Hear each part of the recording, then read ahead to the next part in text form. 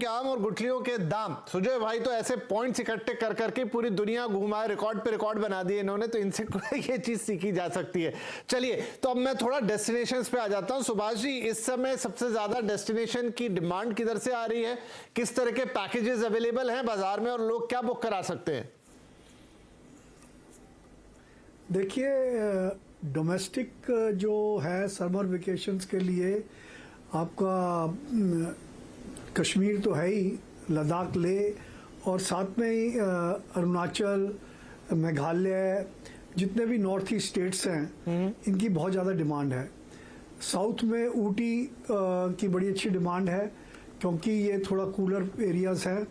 और जो international destinations हैं वहाँ पर इस टाइम जो हॉट डेस्टिनेशंस हैं वो श्रीलंका और मालदीव्स है, सिंगापुर, मलेशिया, थाईलैंड तो हमेशा रही हैं, पर थाईलैंड में पुकेत है या कराबी आइलैंड्स हैं, और इधर इस्तांबुल और आप समझिए मॉरिशस और दुबई तो है ही पुराना डेस्टिनेशन। तो ये नए डेस्टिनेशंस काफ़ी पॉपुलर होते जा रहे हैं।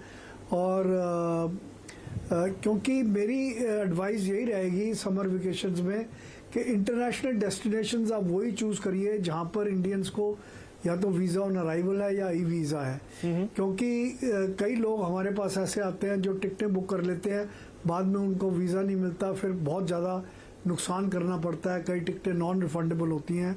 तो मेरा सजेशन यही रहेगा कि आप पहले अपना देखिए डेस्टिनेशन, फिर आप देखिए उसका वीज़े की क्या सिचुएशन है, उसके बाद आप टिकटें बुक करिए। नहीं, ये इंपॉर्टेंट पॉइंट है क्योंकि बात है, आप सही कह रहे हैं, इस समय बहुत सारी कंट्रीज में वीजा की अवेलेबिलिटी के लिए साथ भी थोड़े इशू चल रहे हैं। हाँ, तो there are many countries, about 40-50 countries है जहाँ पर ई वीज़ा और इंडियंस के लिए है, तो आप उन कंट्रीज में से चूज कर सकते हैं।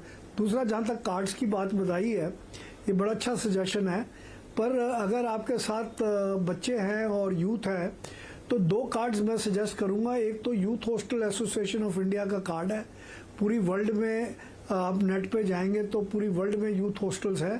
वो विद इन इंडिया भी बहुत सारे यूथ हॉस्टल्स हैं जो कि आपको 500-1000 रुपए के अंदर और $15-20 में मिल जाते हैं, बेड एंड ब्रेकफास्ट। और साथ ही एक इंटरनेशनल स्टूडेंट आईडी कार्ड है यूनेस्को का, जो कि यूनेस्को रिकॉग्नाइज्ड है, और 120 कंट्रीज में हजारों डिस्काउंट्स मिलते हैं। एयरलाइंस के ऊपर भी डिस्काउंट है, होटल्स के ऊपर भी है, यूरेल जैसे है, एमट्रैक है या ब्रिटिश रेल है, इन सब के ऊपर आपको बहुत अच्छे डिस्काउंट्स मिलते हैं।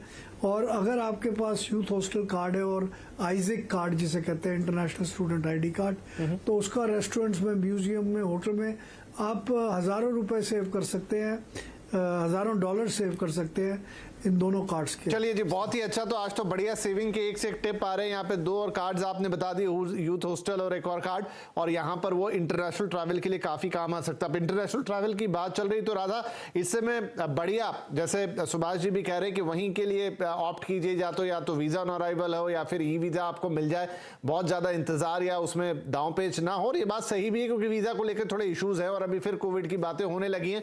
कौन से बेस्ट इंटरनेशनल डेस्टिनेशन है इस समय जहां लोग ऑप्ट कर रहे हैं या जा सकते हैं?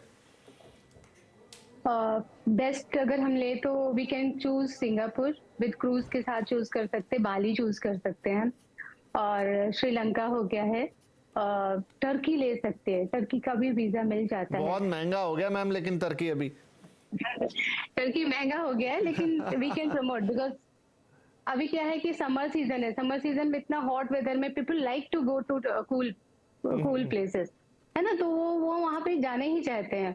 फॉर एग्जाम्पल कोस्टल एरिया में हम उनको नहीं भेज सकते क्योंकि इतना ह्यूमिडिटी होती है वहां पे, तो दे can not bear and they can not enjoy, या इतना हॉट वेदर होता है कि वो अपने बच्चों के साथ बाहर भी नहीं घूम सकते, ना ही they can not access the water activity भी नहीं कर सकते। तो बेटर है कि वो लोग प्लान ही करते कि यूरोप का प्लान कर लिया, जैसे ग्रीस हो गया है, स्विट्जरलैंड, पेरिस हो गया, तो ऑब्वियस इसका वीजा के लिए उनको टाइम मिलता है। Even student can not get a visa Europe का एज पर देयर टर्म्स एंड कंडीशंस जो भी है जी।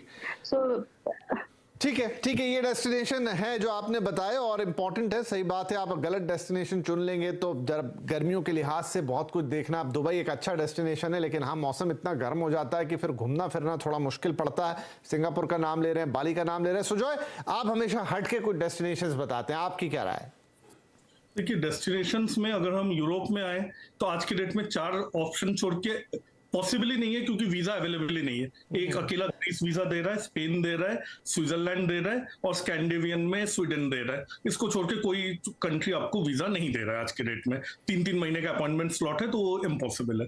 तो कहीं ना कहीं ये डेस्टिनेशंस आ गए। मैं कह रहा हूँ, हमें अगर किसी से सीखना है, आप वियतनाम देखिए, एक ऐसा कंट्री जहां पे बिजनेस ट्रैवलर को छोड़ के कोई नहीं जाता था 4 साल पहले।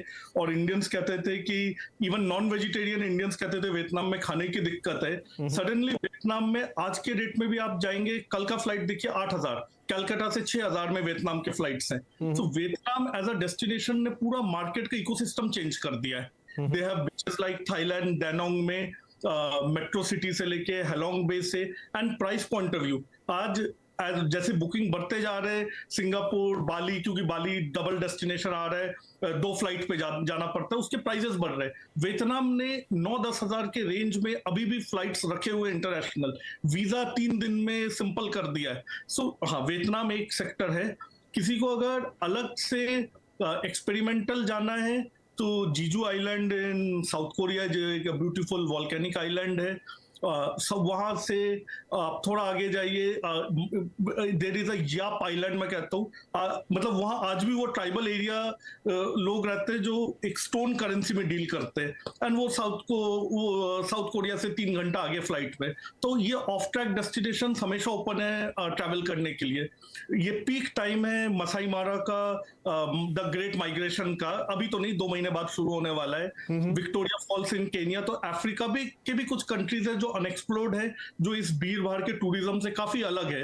Mountain gorilla trekking in Dominican Congo, Rwanda, Uganda, silverback mountain gorilla सिर्फ इन 3 कंट्रीज में मिलते हैं। तो ये ऑफ ट्रैक डेस्टिनेशन है, क्लोज टू नेचर है, और जहां अभी ये भीड़ नहीं गया हुआ है। चलिए, बढ़िया है। तो मसाई मारा और इस तरह के डेस्टिनेशंस जो, और साथ में वियतनाम का नाम, हाँ जो वीज़ास की प्रॉब्लम है वो इनफैक्ट है, तो सोच समझ के इस हिसाब से आप अपना काम कीजिएगा। हमारे तीनों गेस्ट कह रहे हैं कि वीज़ा के मामले में थोड़ा आपको कॉशियस रहना है। तो चलिए एक छोटा सा ब्रेक लेते हैं। ब्रेक के बाद थोड़ा इतनी दिक्कत है अगर वीज़ा की, तो जरा अपने देश में कुछ और ऑप्शन खोजने की कोशिश करते हैं। बहुत सारी चीज़ें हैं, मौसम भी ठीक ही है, अभी उतनी गर्मी नहीं आई है, लेकिन गर्मी के लिहाज से भी बहुत बहुत अच्छी जगह है देश के अंदर। तो वहाँ क्या और ऑप्शन हो सकते हैं और कैसे आप अपने इस बार के समर वेकेशन को शानदार बना सकते हैं, क्योंकि लंबे अरसे के बाद ये मौका सबको मिल रहा है। तो कुछ और बढ़िया टिप्स और डेस्टिनेशंस छोटे से ब्रेक के बाद।